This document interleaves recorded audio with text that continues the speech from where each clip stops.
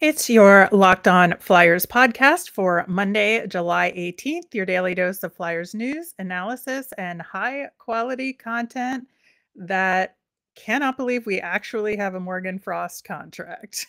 Yay. All right, we're going to talk about that and the rest of Dev Camp coming up next. Your Locked On Flyers, your daily podcast on the Philadelphia Flyers.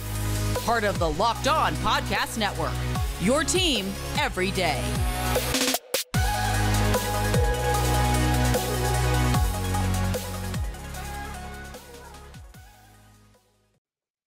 Hello, I am Rachel Donner. You can find me on Twitter at rmiriam. I'm here with Russ Cohen, who's on Twitter at Sportsology. Thanks for making Locked On Flyers your first listen every day. You can follow us on Twitter at Locked On Flyers. Keep up to date on all the Flyers news and our episodes. You can also email us at lockedonflyers@gmail.com. Today's episode is brought to you by BetOnline. BetOnline has you covered this season with more props, odds, and lines than ever before. BetOnline, where the game starts.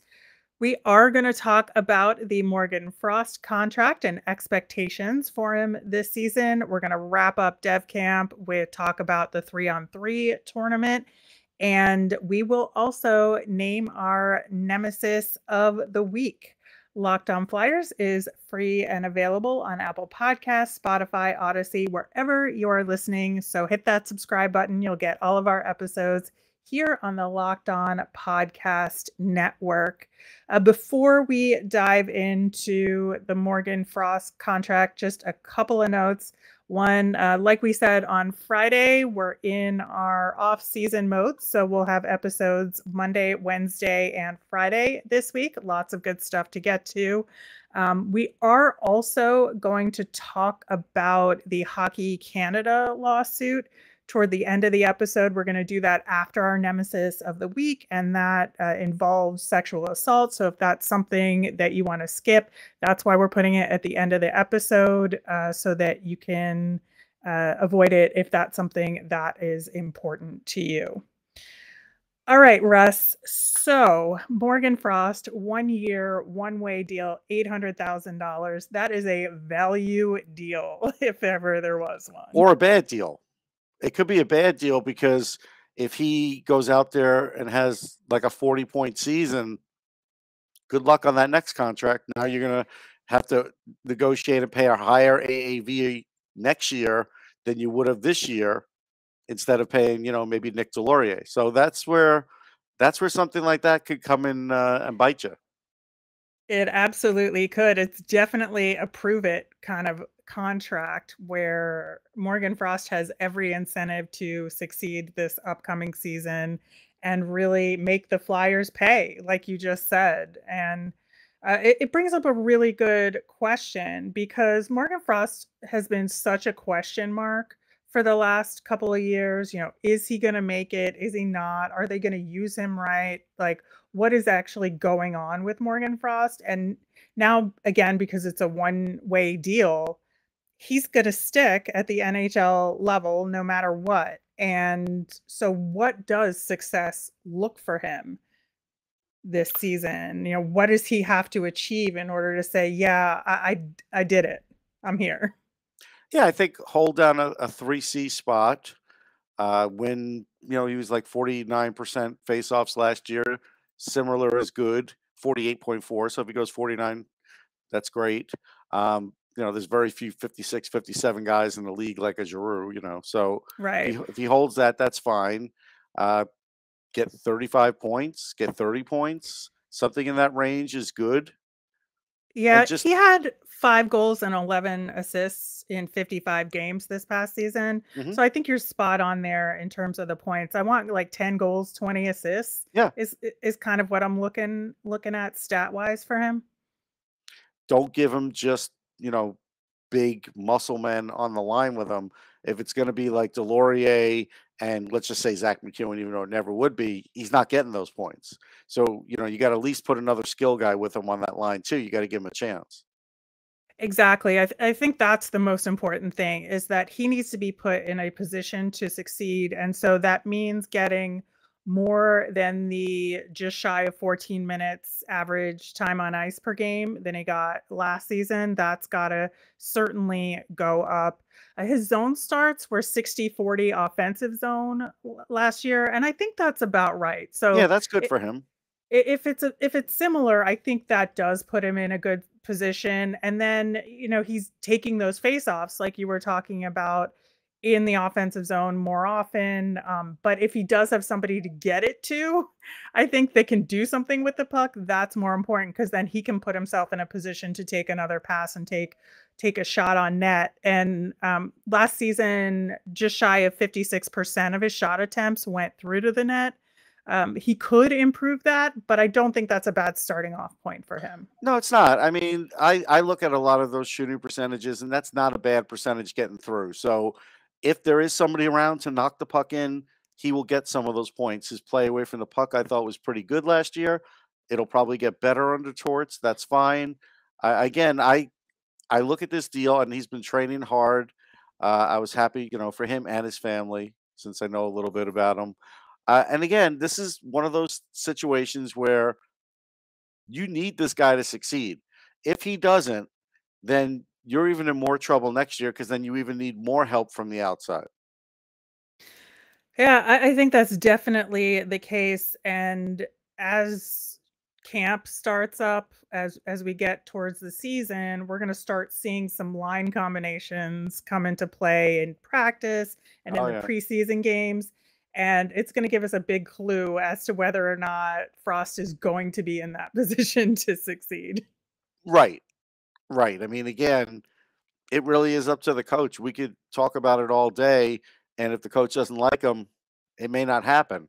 But I think he will like him, and I think he'll play well in his system. Like we talked about, not every player is going to.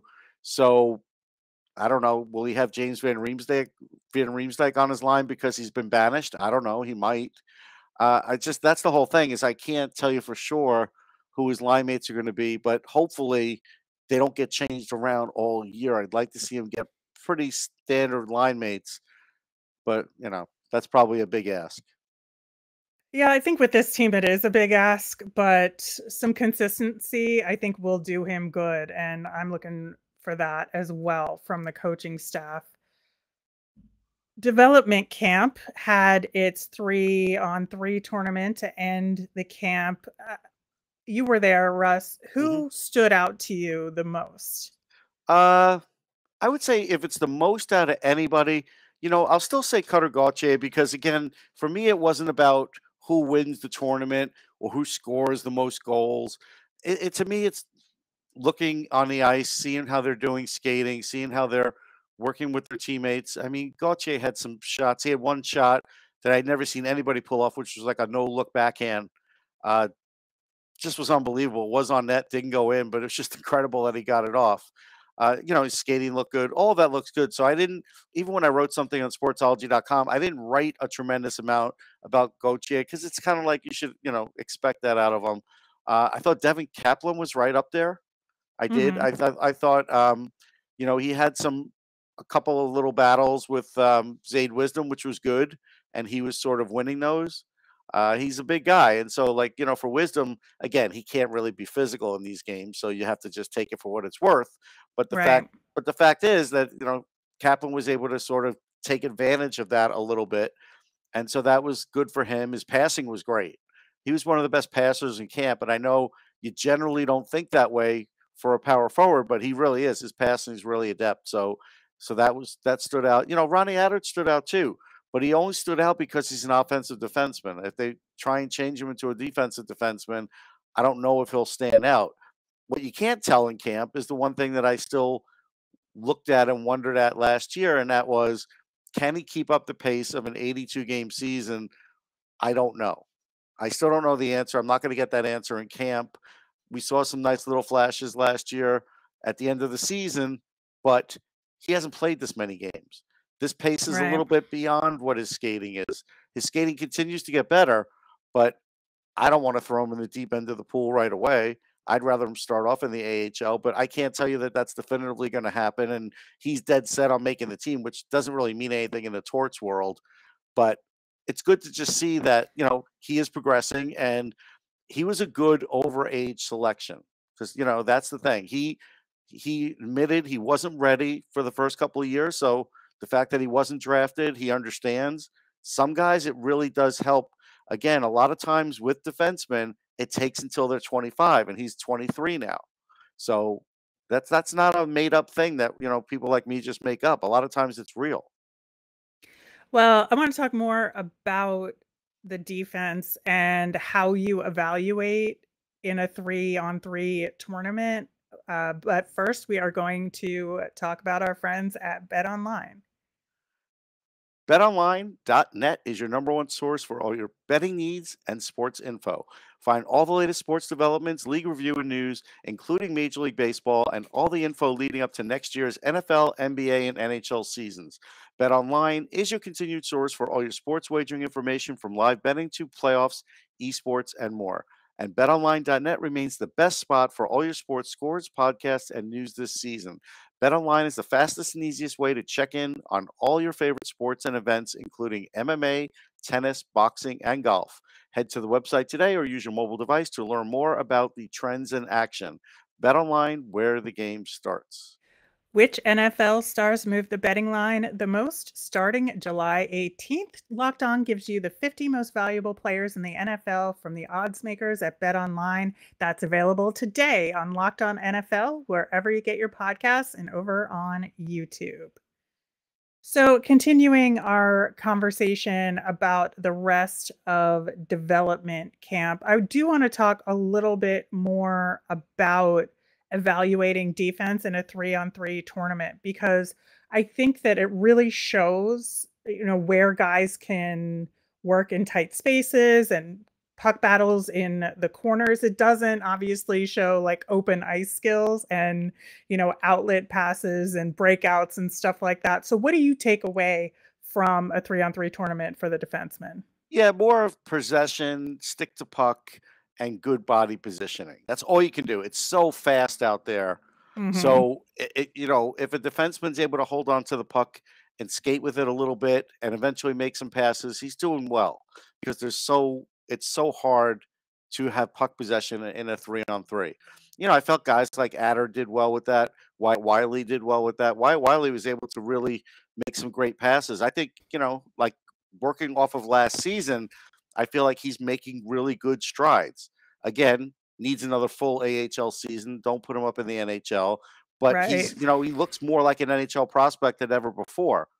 And that's good. That is really good to hear. I know we talked a lot about his development this past season on the Phantoms, and that he did take strides and had blocks of games where he looked really good overall. I think we just really wanted more consistency at a slightly higher level from him. And if he can do that this upcoming season in Lehigh Valley, maybe he gets a look late in the season. Yeah. And Ethan Sampson looked good. I felt like his puck moving was good, agility, good first pass as well. He's definitely coming along. He's a guy who probably doesn't get talked about enough because it's kind of like out of sight, out of mind. But Right. he's definitely developing too. I mean, again, the Flyers have some good offensive prospects, but honestly, they're more stacked on defense than anything. Yeah, which is interesting to say because you don't really think about the Flyers that way. But as far as the development goes, I think you're right that some of the defensemen are further ahead than the bulk Right. of the I mean, forwards. Zamula's not at this Mhm. camp. Like they have a Right. bigger breadth of defensemen. The good, offensive players do stand out. I would say if you want to talk about Mr. Bump, that was a funny thing because uh, Mhm. I thought that was a goal. He did a backhand and he roofed it. And Charlie O'Connor videoed it. And so he played it back and he's like, no, that's a goal. And so Alex was happy to hear that. But he's an honest kid. I'll give him that because he looked good out there. The stick and puck was all good out there. But, later when we got to interview, I did ask him about moving up a level and were the same moves working? Because, I told you on a previous show that they definitely weren't. Right. And he said, yeah, they definitely were stopping more. The goalies were a lot better. So like he saw the difference. But I'll tell you, it reminds us all of when we played sports and You thought you were really good, and then you go up against some guys, and then you realize, wow, now I've got to get better. And I think that's what this camp does for a guy like him. And he's a very competitive guy. And I think knowing that he moved up a level from high school last year, now college will be a very big challenge. And I expect to see him in college for 2 to 3 years. Right. And he did say that he felt like he performed better in comparison to the more seasoned prospects than he thought he might have, so Hmm. that it felt good. But at the same time, he really knows what he has to work on. He said specifically he needed to use his frame a little bit more and like utilize some of the size that he has. So I think that's a good sign as well. And college is exactly where he should be in terms of getting to the point where maybe he has a shot at this thing, you know? Right, right. And Zayd Wisdom looked good. He certainly he was helping a lot of young players. They asked him a lot of questions about being a pro. Later on, he answered questions about Shane Wright, which were really good. And And I loved that Sam Moran took him around yeah, town yeah, to yeah. get to know Philly. That is amazing. Sam Moran, man. Yeah, he's a good guy, and now he's his coach, but that's good, and I feel like his shoulder is fully healed and his skating is good. I just don't know if there's enough maturity in his game yet to be an NHLer. That's Hmm. we'll find that out in camp, and if it's not, it's okay. He'll be a top liner in Lehigh. Let him go through. Perfect. Yeah, there's nothing wrong with. Again, one of the goals of this year should be to have a better Lehigh team. So this way, those guys can develop down there. And if you have to call them up for spot duty or whatever, then they're more ready than they were last year.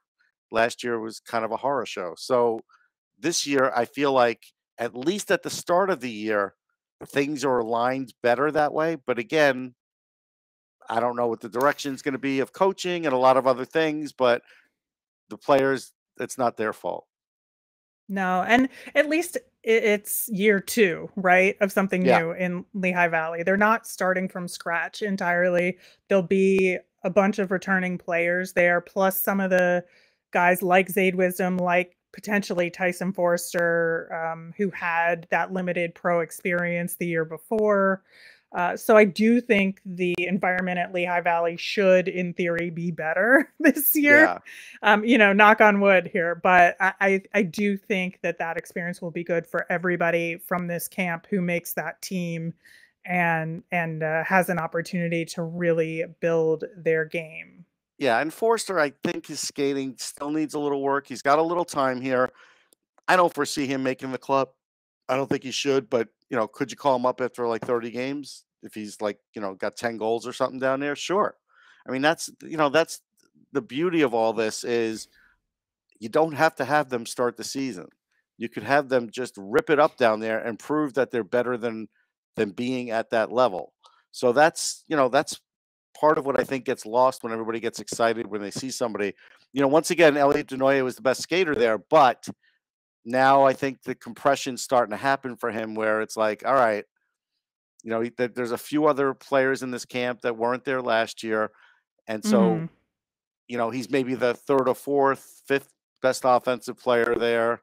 And so you could see that he's still got a ways to go to make it to the NHL and definitely needs seasoning. And that's fine too.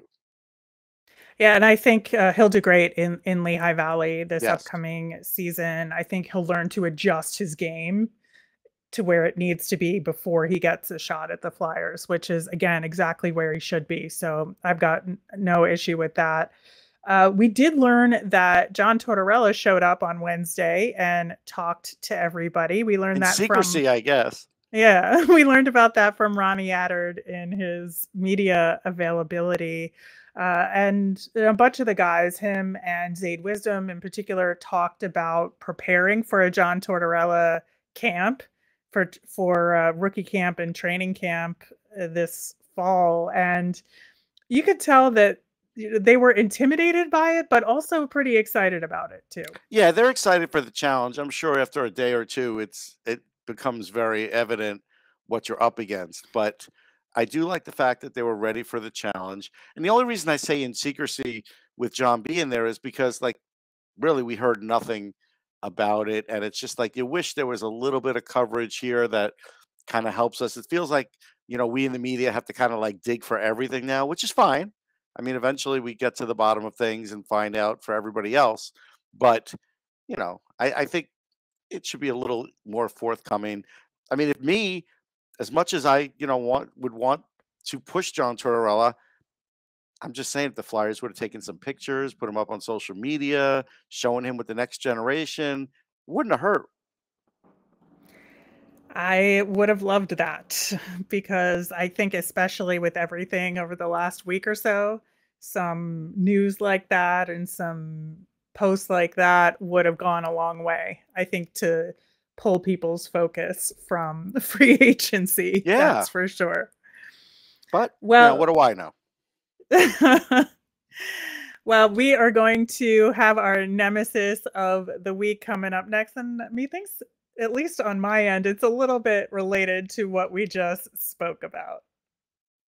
Okay, if you are newer to Locked On Flyers, our nemesis of the week is something we do every Monday, and we look at the week ahead, or in some cases, the weeks ahead, and say, what is the thing that's intimidating us the most, or bothering us the most, or just making us irritated about hockey or the Flyers. And there's always, a lot to draw from. And last week we talked about the Tony D'Angelo drama and having free agency anxiety. And boy, was that well deserved. I mean, we were right to have anxiety about the Flyers and free agency, as it turned out. And that's what we talked about all last week, was what they did do and what they didn't do. Coming up for this week, my nemesis is the summer doldrums sitting with what just happened in free agency for weeks. And, we have this gap now between development camp and free agency happening at the same time, and rookie camp and training camp in the fall. And our last big memory of the Flyers is what did and did not happen in free agency and the moves that they made or did not make. And that can tend to weigh you down a little bit. So I think that's why we're here, to talk about other things about the Flyers and our prospects and looking toward the future. I think to try and kind of boost our spirits a little bit, because I think we all need it. Yeah, I think spirit boosting is good for everybody. I do. My nemesis of the week is the Lane Hudson story that is kind of getting blown out of proportion. So, Lane Hudson drafted. He's a 5'7.5" guy. You could by Montreal. By Montreal. You could put 5'8" if you want. It's fine. And he said at the combine, "Hey, I'm supposed to get taller." They go through these growth tests, and believe it or not, I had that done when I was little too. Because not little, when I was probably 13, because I didn't have a growth spurt until 11th grade summer, and I grew 6 inches. I was 5'3". Then I'm at the height I'm at now, a little over 5'9". And some people didn't recognize me. That's how much I grew, right? Mm-hmm.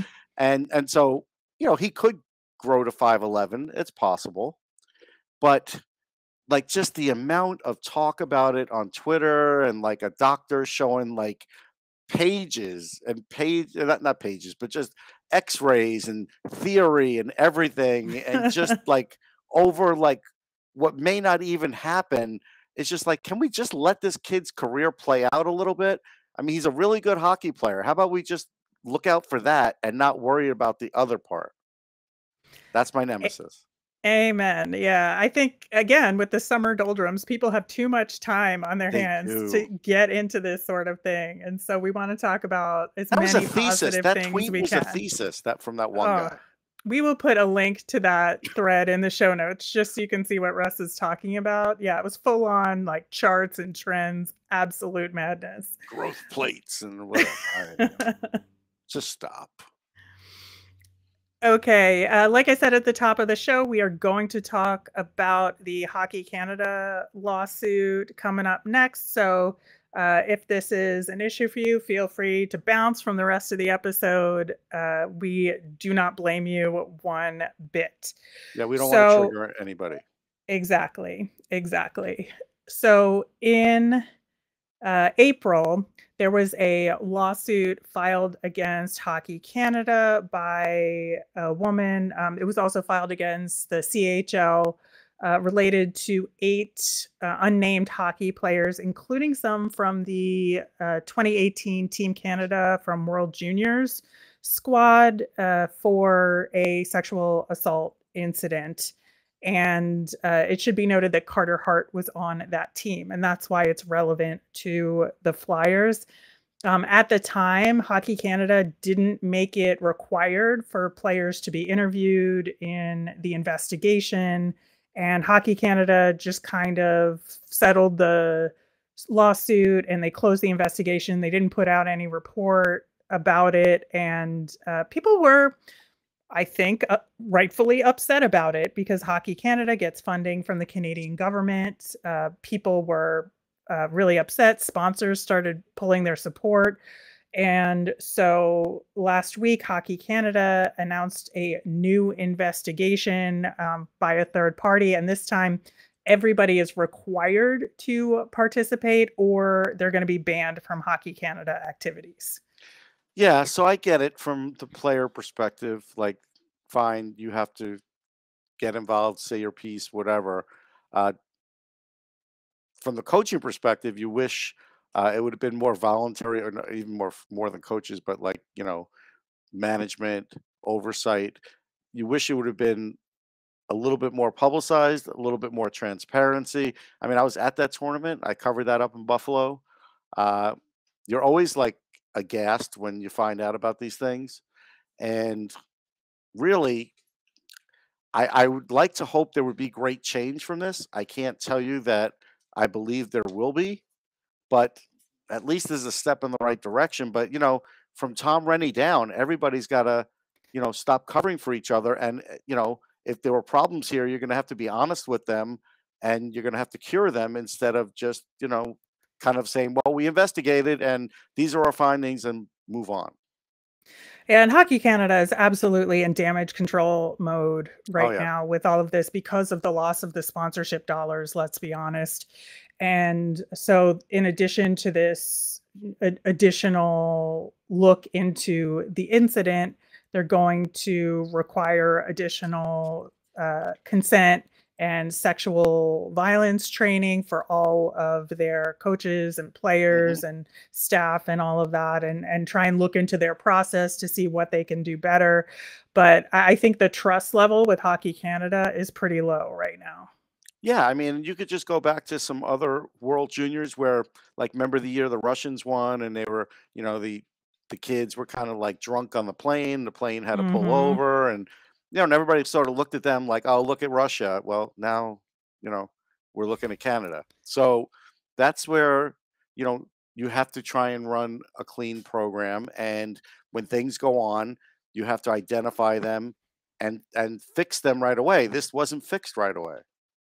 It was not, and I think it remains to be seen if things improve. And USA Hockey is not, blameless either. I think there's a lot of problems over there as well. So I just want to make sure it's clear we're not singling out Hockey Canada here because, USA Hockey has a lot to work on as well. But we will definitely be keeping track of that story and, whether or not Carter Hart participates, et cetera. As I think he has to. I don't think he has a choice. I mean, he does at this point. So otherwise he can't do anything with Hockey Canada. So we shall see. But do you want to wrap things up with a fun thing? And you mentioned Charlie O'Connor's video of Alex Bump's controversial non-goal goal. It's the only proof we have. Yes. So have a link to that in our show notes. It's a pretty nice goal. I think he should have gotten credit for it. Yeah, it's a nice goal. I can't believe the other bench was like pointing at it like it wasn't. I saw it in real time and I was right in that end. It was obvious. Like, I don't know what they were thinking. Yeah, I don't know either, but he deserves credit, and I'm glad there's video proof. All right, that'll do it for today's show. We will be back again Wednesday. We'll have our mailbag, so get those questions in. We will also have a segment. I'm going to be talking to the Locked On Eagles host, Louis DiBiase. And so we'll have that for you as well. Do a little Philly sports synergy. So that'll be a lot of fun. You can tweet us your thoughts and questions at Locked On Flyers. You can email us at lockedonflyers@gmail.com. You can post a comment over on YouTube. We're there as well. I am Rachel. I'm on Twitter at rmiriam. That's RMIRIAM. I'm Russ. I'm at Sportsology, SPORTSOLOGY. You made us your first listen today. Now make your next listen Locked On NHL. Locked On experts give you a daily 30-minute podcast on all things NHL all year long. You can stay up to date on everything in the hockey world. Locked On NHL, your daily NHL podcast. Have a great day, everyone.